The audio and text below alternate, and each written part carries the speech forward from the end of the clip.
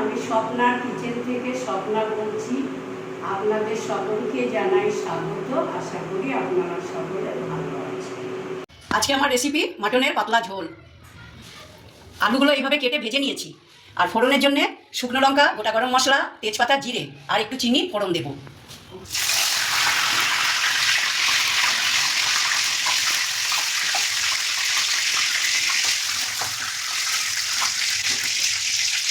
একটু চিনি দিয়ে দিলাম। পেঁয়াজ কুচানো দিয়ে দিলাম।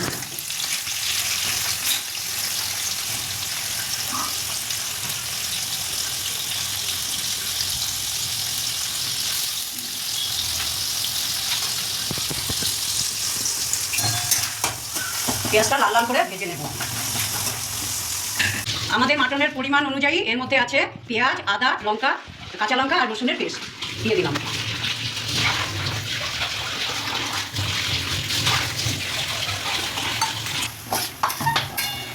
এইটা কষাতে থাকবো।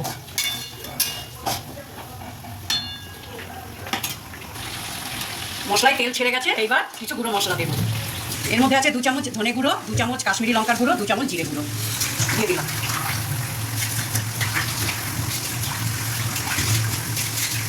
এবার আবার কষাতে থাকবো।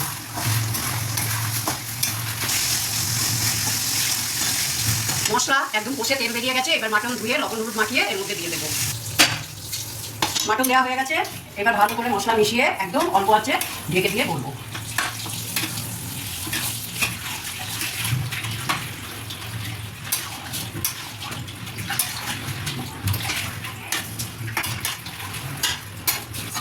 ঢেকে দিলাম। বন্ধুরা, মাটনের পাতলা ঝোল কি সুন্দর রান্না করেছি। এরকম করে রান্না করে খেতে যদি ইচ্ছা করে খেয়ে দেখবেন। আর আমার রেসিপিটা লাইক, শেয়ার, কমেন্টস করবেন, সাবস্ক্রাইব করে পাশে থাকবেন। ভালো থাকবেন, সুস্থ থাকবেন।